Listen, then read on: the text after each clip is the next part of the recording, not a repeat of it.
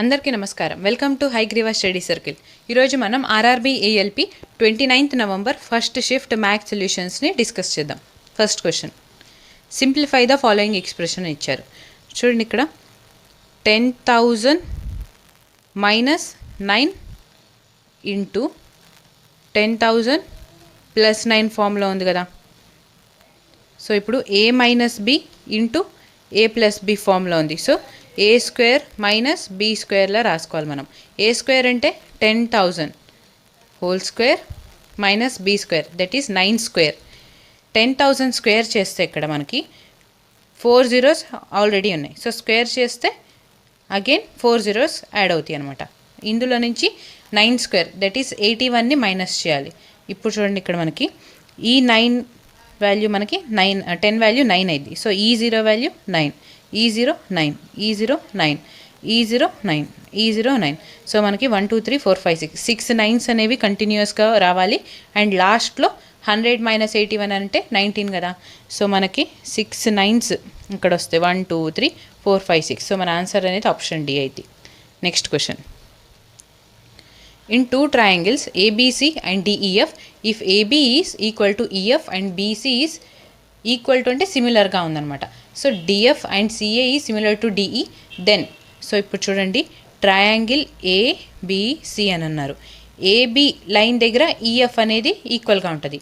AB అంటే EF. And next BC line దగ్గర DF సిమిలర్గా ఉంటుంది. సో B అనేది F అయిపోయింది కాబట్టి ఇక్కడ C అనేది D అయింది. Next CA is equal to DE అన్నారు. సో సి అనేది డి అయితే ఏ అనేది ఈ అయింది. సో ఇప్పుడు ట్రయాంగిల్స్ చూడండి, ఇలాగా ఇక్కడ ఏబిసి అని ఉంటే ఏ అనే వాల్యూ దగ్గర మనం ఈ రాసుకోవాలి. సిమిలారిటీ ఇలా ఇచ్చారు కాబట్టి బి అనే దగ్గర ఎఫ్, సి అనేది డి. సో ఇప్పుడు ఈ టూ ట్రయాంగిల్స్ అనేవి సిమిలర్ అనమాట. సో ఆప్షన్స్ చూడండి, ABC is similar to DEF. ABC డిఈఎఫ్కి సిమిలర్గా ఉందా? లేదు కదా. So option A wrong. Next DEF ఇలా వచ్చారు ఈ సైడ్ నుంచి, ఈ సిమిలర్ టు బీసీఏ. డిఈఎఫ్ అనేది సిఏబికి సిమిలర్ అయింది. సో ఆప్షన్ 2 కూడా wrong. Next BAC is similar to FDE. BAC అంటే ఈ సైడ్ నుంచి చూస్తే మనకి ఎఫ్ఈడి అనేది సిమిలర్గా ఉంటుంది. సో ఈ ఆప్షన్ కూడా wrong. Next CBA similar to DFE. So DFE ఇప్పుడు సిమిలర్గానే ఉంది కదా. సో మన option 4 is right answer. Next question, the graph shows the height of 5 students in a class. So ఈ గ్రాఫ్ అనేది ఒక 5 స్టూడెంట్స్ హైట్ని చూపిస్తుంది. అయితే ఇందులో ratio between the height of Amit and height of Rahul. Amit height and Rahul హైట్కి ఎంత రేషియో ఉందో ఫైండ్ అవుట్ చేయాలి. అమిత్ హైట్ ఎంత ఉంది? 140 అండ్ రాహుల్కి 160 ఉంది. So 0 0 cancel, 2 7s 2 8. So 7:8 is our answer. Option C. Next question, P is 30% more efficient than Q. How much time will they working together take to complete a job that P alone could have done in 23 days? So P అనే వ్యక్తి 30% more efficient అనమాట Q కన్నా కానీ. అయితే ఈ P ఒక వర్క్ని complete చేయడానికి 23 days తీసుకుంటారు. అయితే PQ కలిసి ఇప్పుడు ఆ వర్క్ని ఎన్ని డేస్లో కంప్లీట్ చేస్తారు అనేది మనని ఫైండ్ అవుట్ చేయమన్నారు. సో ఇప్పుడు 30%ని మనం 3/10లా రాసుకోవచ్చు కదా. So P and Q efficiencies వచ్చేసి మనకి 30% మోర్ అన్నారు. అంటే Q 10 ఎఫిషియంట్ అయితే P అనే అతను 10 + 3 13 ఎఫిషియంట్ అనమాట. ఇప్పుడు Pకి 23 days పట్టిద్ది ఈ ఎఫిషియన్సీతో వర్క్ని కంప్లీట్ చేయడానికి. అంటే టోటల్ వర్క్ అప్పుడు మనకి 13 × 23 అయింది. ఇప్పుడు వీళ్ళిద్దరు కలిసి P + Q కలిసి ఈ వర్క్ని ఎన్ని డేస్లో కంప్లీట్ చేస్తారు? P + Q ఎఫిషియన్సీ ఎంత? 23 కదా. So total work divided by this efficiency, P + Q efficiency. So 23 cancel అయిపోయి మనకి 13 days అనేది ఆన్సర్ వచ్చింది. సో మన answer option B. Next question, the median of the observations అని చెప్పి ఇచ్చారు. మీడియన్ అంటే మనకి ఇచ్చిన అబ్జర్వేషన్స్ని కౌంట్ చేసుకొని అందులో మిడిల్ టర్మ్ తీసుకోవాలన్నమాట. సో టోటల్ ఎన్ని అబ్జర్వేషన్స్ ఇచ్చారు? 1 2 3 4 5 6 7 8 9 10 అబ్జర్వేషన్స్ ఇచ్చారు. సో ఇక్కడ మిడిల్ టర్మ్స్ అనేవి 5 + 6, ఈ 2 అనేవి బిట్వీన్ టర్మ్స్ అవుతాయి. So 5th term + 6th term divided by 2 అనేది మన మీడియన్ అయింది. ఇప్పుడు 5th టర్మ్ 6th టర్మ్ అంటే ఇచ్చిన అబ్జర్వేషన్స్ని అసెండింగ్ ఆర్డర్లో రాసుకోవాలి. అప్పుడు రాసుకుంటే మనకి ఫస్ట్ ప్లేస్లో 4 వాల్యూ ఉంటుంది, సెకండ్ కూడా 4 ఉంటుంది, నెక్స్ట్ థర్డ్ ప్లేస్లో 6 ఉండిద్ది, 4th ప్లేస్లో 7 ఉండిద్ది, ఫిఫ్త్ ప్లేస్లో 8 ఉండిద్ది అండ్ సిక్స్త్ ప్లేస్లో కూడా 8 ఉంటుంది. సో ఫిఫ్త్ ప్లేస్లో 8 అండ్ సిక్స్త్ ప్లేస్లో 8 divided by 2. 8 + 8 is 16/2. 2 8s 16. So మన మీడియన్ వచ్చేసి option C 8. Next question, evaluate the given expression. So ఇక్కడ -4 ప్లస్ -12 డివైడెడ్ బై -6 ఇచ్చారు. మైనస్ క్యాన్సిల్ అయిపోయి 6 1s 6 2s. సో -4లో +2 యాడ్ చేస్తే మనకి -2 ఆన్సర్ వస్తుంది. Option B is our answer. Next question, Umesh took 100 chocolates out of 250 chocolates from Ruchi. Umesh gave 20% of his chocolates to Shalaka and 35% of his chocolates to Mary. Then Ruchi gave 50% of her remaining chocolates to Umesh. Find the number of chocolates Umesh had at the end. So Umesh రుచి దగ్గర నుంచి 100 chocolates తీసుకొని అందులో 20% శలకాకి 35% మేరీకి ఇచ్చినాక ఇప్పుడు రుచి దగ్గర మిగిలిన చాక్లెట్స్లో 50% మళ్ళీ ఉమేష్కి ఇచ్చేసిద్ది. ఇప్పుడు ఉమేష్ దగ్గర టోటల్ ఎన్ని చాక్లెట్స్ ఉన్నాయి అనేది మనని ఫైండ్ అవుట్ చేయమన్నారు. ఫస్ట్ రుచి దగ్గర ఎన్ని ఉన్నాయి? 250 ఉన్నాయి. సో రుచి ఉమేష్కి 100 చాక్లెట్స్ ఇచ్చిద్ది. ఇప్పుడు రుచి దగ్గర ఎన్ని ఉంటాయి? 250లో నుంచి 100 మైనస్ చేస్తే రిమైనింగ్ 150 ఉంటాయి. ఓకేనా? ఉమేష్ ఈ 20లో నుంచి ఈ 100లో నుంచి 20% శలకాకి ఇస్తారు. అంటే శలకాకి టోటల్గా 20 చాక్లెట్స్ వెళ్తాయి అండ్ మేరీకి 35 చాక్లెట్స్ వెళ్తాయి. అంటే టోటల్గా 55 చాక్లెట్స్ వెళ్ళిపోయినాక ఇప్పుడు ఉమేష్ దగ్గర 45 చాక్లెట్స్ ఉంటాయి. ఇప్పుడు రుచి ఏం చేసిద్ది? తన దగ్గర ఉన్న చాక్లెట్స్లో నుంచి 50% ఉమేష్కి ఇచ్చిద్ది. సో 150లో 50% అంటే ఎంత? 75 కదా. సో 75% మళ్ళీ ఉమేష్ దగ్గరికి యాడ్ అవుతాయి. అప్పుడు టోటల్ నెంబర్ ఆఫ్ చాక్లెట్స్ ఎన్ని ఉంటాయి? 0 అండ్ 12. సో 120 చాక్లెట్స్ ఇప్పుడు ప్రెజెంట్ ఉమేష్ దగ్గర ఉన్నాయి. Option C is our answer. Next question, the weights of 9 members of a school cricket team are 50, 63, X 62, 64, 48, 51, 55, 48. If the mean weight is 56 kg, then the value of X is. So mean అంటే average అనేది మనకి 56 kgs అని ఇచ్చారు. So average అంటే some divided by number of observations కదా. So some అనేది చూడండి ఎంత ఉందో, 50 + 63 + 62 ఈ మొత్తాన్ని సమ్ చేస్తే మనకి 441 వస్తుంది.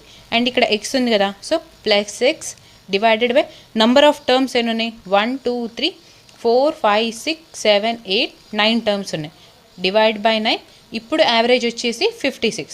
So 441 + x = 56 × 9. 56 × 9 చేస్తే ఇప్పుడు చూడండి 56 × 9ని మనం 56 × 10 - 1 చేయొచ్చు కదా. సో 560లో నుంచి 56 మైనస్ చేస్తే మనకి ఎంత వస్తుంది ఆన్సర్? 504 అని వస్తుంది. సో ఎక్స్ వాల్యూ అనేది 504. ఈ +441 ఈ సైడ్ వస్తే -441 అయింది. సో ఎక్స్ వాల్యూ ఇప్పుడు ఎంత అయింది? 63 అయింది. Option B is our answer. So ఇక్కడ ఉండాల్సిన term 63. Next, the HCF of the numbers 310, 208 and 180 is. So 310, 208 and 180 is అని చెప్పి అడిగారు. ఇప్పుడు ఫస్ట్ ఈ ఆప్షన్స్ని చెక్ చేద్దాం. 4తో డివైడ్ అవ్వాలంటే మనకి లాస్ట్ 2 digits అనేవి 4తో డివైడ్ అవ్వాలి కదా. సో 10 అనేది 4తో డివైడ్ అవ్వదు. So option B is wrong answer. Next 6 check చేసుకుంటే 6 ఫ్యాక్టర్స్ అనేది 3 × 2 కదా. 3తో డివైడ్ అవ్వాలంటే మనకి సమ్ ఆఫ్ డిజిట్స్ 3 మల్టిపుల్స్ అయి ఉండాలి. సో 3 + 1 అనేది 4. 4 అనేది 3 మల్టిపుల్ కావద్దు కాబట్టి ఆప్షన్ సి కూడా wrong. Next option D check చేద్దాం, 8. సో 310ని మనం లాస్ట్ 3 digits అనేది 8తో మల్టిప్లై అవ్వాలి కాబట్టి 8తో డివైడ్ చేస్తే 8 3s 24. So carry 7. సో ఇక్కడ 8తో కూడా ఈ నెంబర్ అనేది డివైడ్ అవ్వట్ల. ఆప్షన్ డి కూడా రాంగ్ ఆన్సర్. సో మన ఆన్సర్ వచ్చేసి ఆప్షన్ ఏ 2 అనేది మన answer. Next question, evaluate the expression అని చెప్పి ఇచ్చారు. ఇప్పుడు చూడండి 16 + 8 డివైడెడ్ బై 4 అంటే 4 1s 4 2s. So 2 × 3 is 6. So 16 + 2 - 6 - 4. 16లో నుంచి -4 చేస్తే మనకి 12 వచ్చింది. Option D is our answer. Next question, a order was placed for the supply of a carpet whose breadth was 6 meters and whose length were 1.44 times the breadth.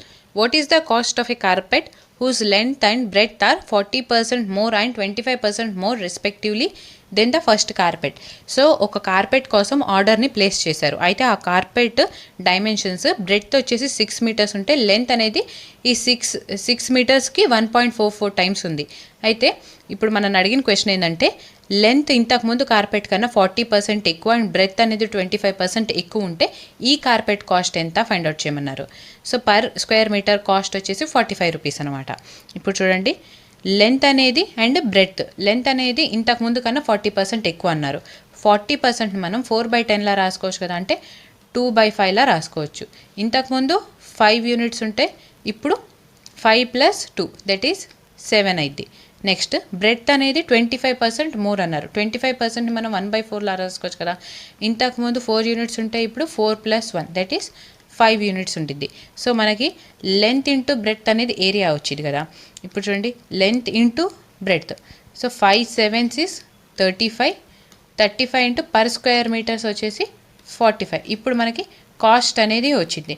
So ఇక్కడ 45 అనేది 9 into 5 కదా, అంటే 9 multiple ఉంది కాబట్టి మనం ఇచ్చిన ఆప్షన్స్లో digital sum ప్రకారం some of digits 9 A option అయితే అవుతుందో అదే మన ఆన్సర్. సో చెక్ చేద్దాం. ఇక్కడ 6 + 3 9. సో 6 + 4 10. 10 + 2 is 3. సో ఇక్కడ మనకి 3 వచ్చింది. ఆప్షన్ ఏ మన ఆన్సర్ అవ్వదు. నెక్స్ట్ 6 + 2 + 1 9 అయింది. So 4 + 2 is 6. ఇక్కడ 6 వచ్చింది. మన ఆన్సర్ ఆప్షన్ బి కూడా అవ్వదు. నెక్స్ట్ 8 + 4 12. 12 + 2 14. 14 + 4 is 18. 8 + 1 ఎంత 9. సో ఇక్కడ ఆప్షన్ సిలో మనకి 9 అనేది వస్తుంది. నెక్స్ట్ ఆప్షన్ కూడా చెక్ చేద్దాం. 6 + 3 9 అండ్ 8 + 8 + 8 దట్ ఈస్ 24. 4 + 2 అంటే 6. ఇక్కడ 6 వచ్చింది. ఆప్షన్ డి కూడా మన ఆన్సర్ కావద్దు. సో మన ఆన్సర్ వచ్చేసి ఆప్షన్ సి.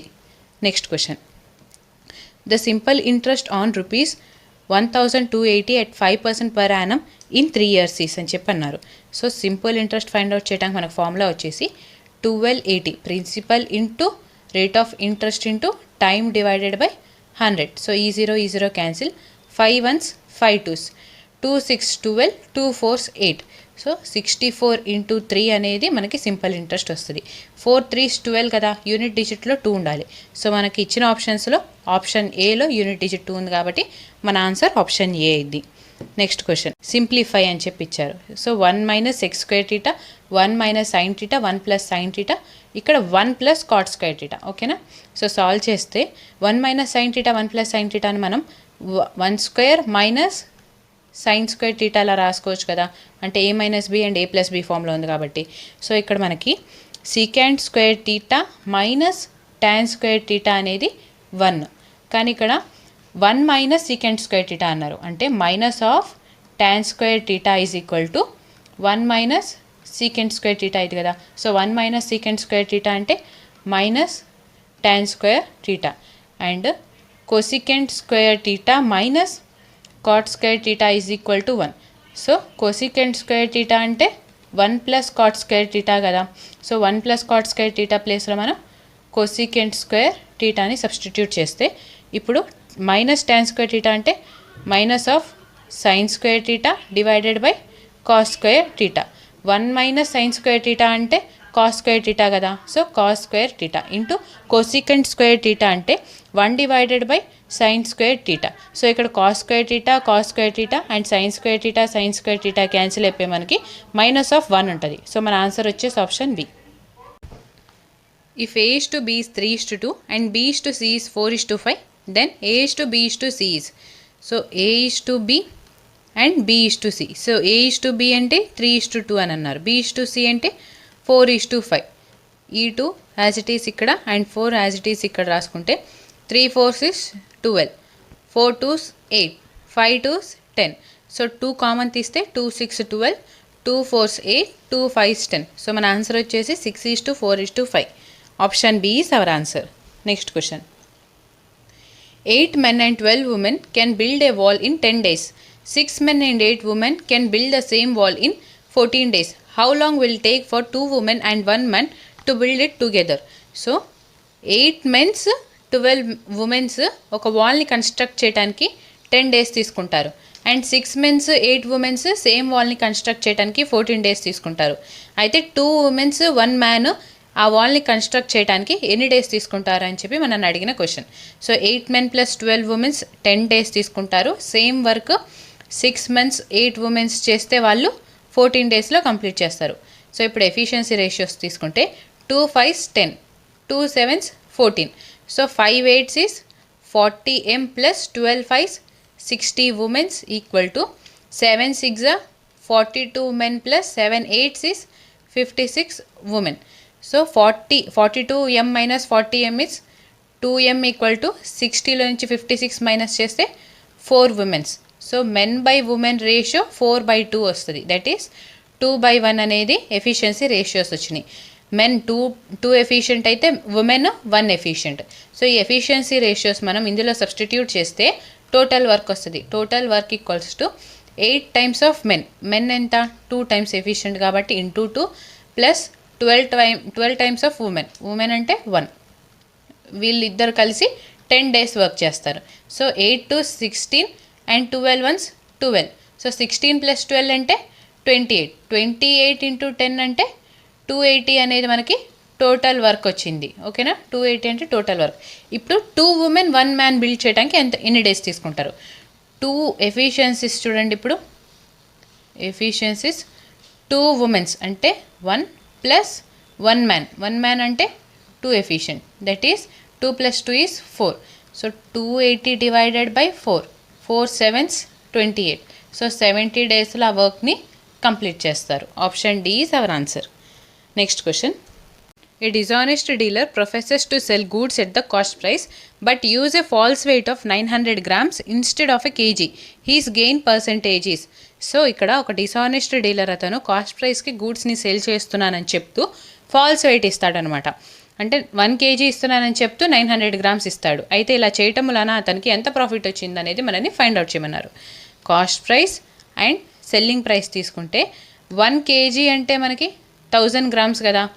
సో అతను మనకి సెల్ చేస్తుంది 1000 grams, కానీ యాక్చువల్గా ఇస్తుంది ఎంత 900 grams.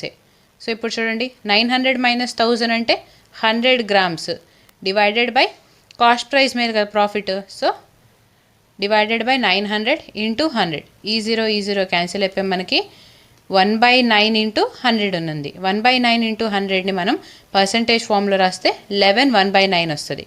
సో మన ఆన్సర్ వచ్చేసి option C. Next question.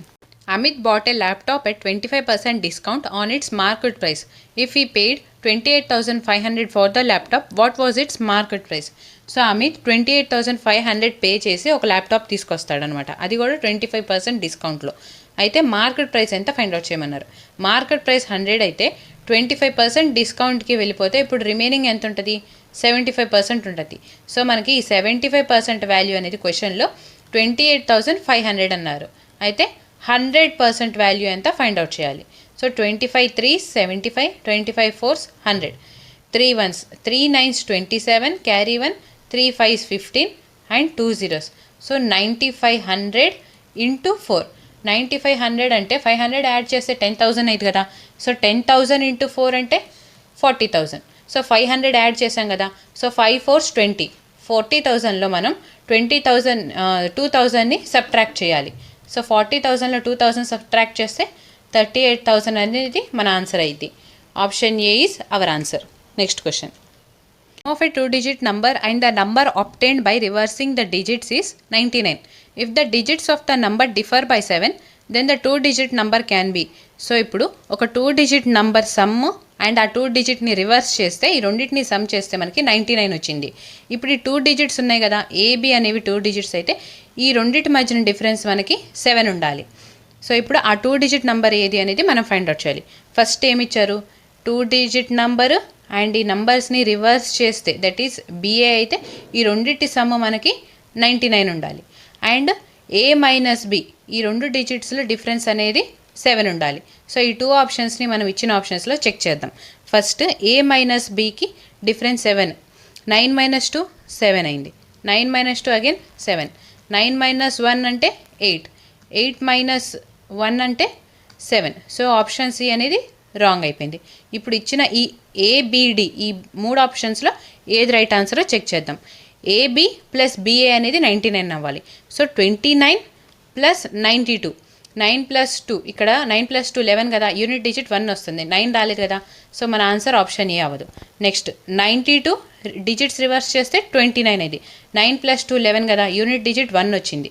So option B కూడా మన ఆన్సర్ అవ్వదు. సో ఇందాక ఆప్షన్ సి కూడా రాంగ్ అయిపోయింది. ఈ 3 ఆప్షన్స్ రాంగ్ అయితే మనకి ఆప్షన్ డి అనేది రైట్ ఆన్సర్ అయింది. సో ఒకసారి చెక్ చేస్తే 81కి 18 యాడ్ చేస్తే 1 + 8 9, again 8 + 1 9.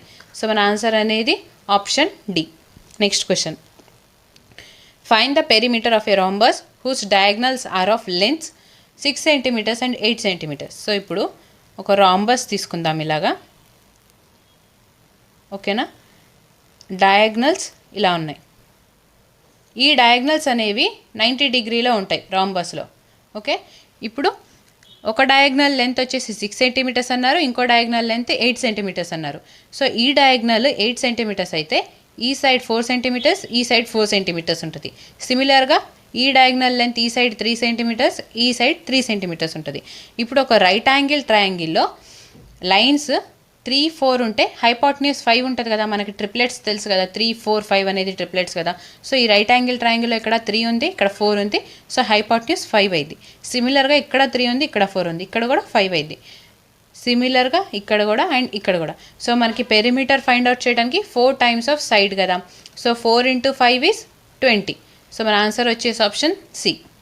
Next question, 2 trains of equal length running at the speeds of 60 km/h and 40 km/h take 50 seconds to cross each other while they are running in the same direction. What time will they take to cross each other if they are running in the opposite directions?